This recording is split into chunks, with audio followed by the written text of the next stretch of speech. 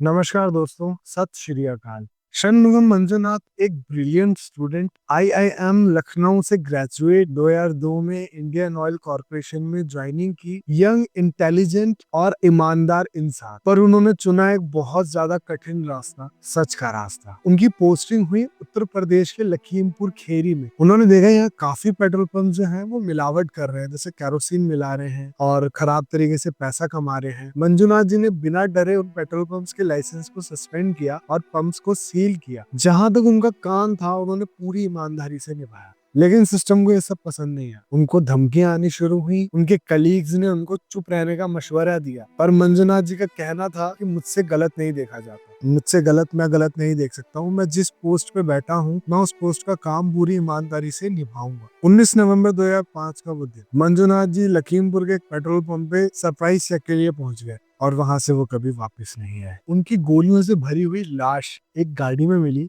6 गोलियां उनके सीने में। एक ऑफिसर, एक graduate from India's top 20 school को मौत का शिकार बना दिया गया। आईआईएम लखनऊ के स्टूडेंट्स ने शोक मनाया। फिर संघर्ष चालू हुआ। देश भर में आवाज उठी, justice for Manjunath, justice for Manjunath. वही नारे फिर से चालू हुए।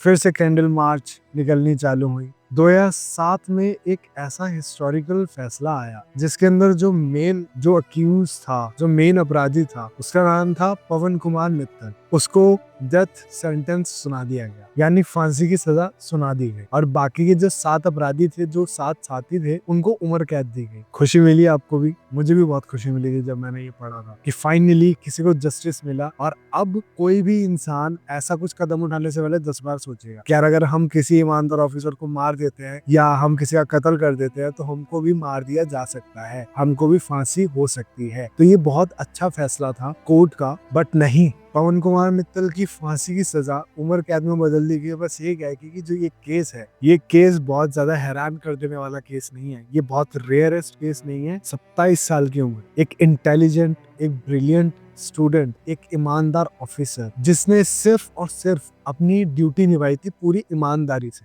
उसको अपनी ड्यूटी निभाने की जो रिवॉर्ड कह लो या सजा कह लो, जो आपके दिमाग में है वो कह लो, वो मिली मौत। 6 गोलियां उसके सीने में उतार दी गई। सिर्फ और सिर्फ उसका अपराध ये था कि वो इस देश के लिए अच्छा सोच रहा था, इस देश की जनता के लिए सही फैसला ले रहा था। इस वजह से उसको मौत के घाट उतार दिया गया मात्र 27 साल की उम्र में। और कोर्ट का फैसला था कि ये बहुत ज्यादा रेयरेस्ट केस नहीं। अगर ये रेयरेस्ट केस नहीं है तो फिर और कौन सा केस रेयरेस्ट हो?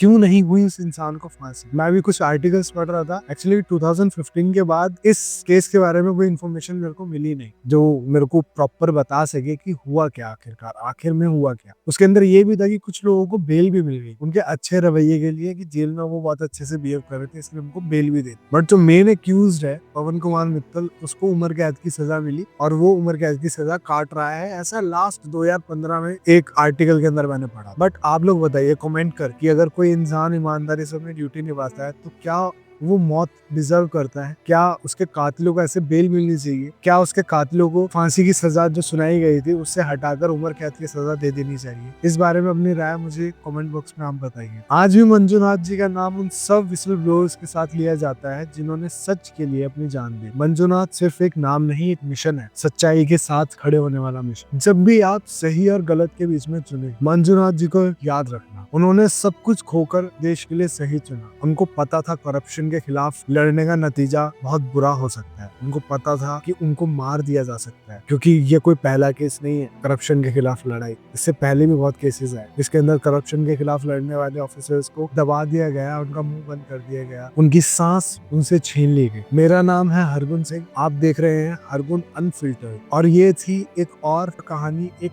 असली हीरो जिनको दुनिया भूल गई पर हम याद रखेंगे। ऐसे और वीडियोस के लिए चैनल को सब्सक्राइब कीजिए। और अगर आपको ये वीडियो अच्छी लगी हो तो इस वीडियो को लाइक कीजिए और इस वीडियो को ज्यादा से ज्यादा अपने फ्रेंड्स को शेयर कीजिए, ताकि उनको हम बता सके और याद दिला सके कि किसी ने हमारे भले के लिए अपनी जान तक दी। इस वीडियो में इतना ही, मिलते हैं अगली वीडियो में जल्दी।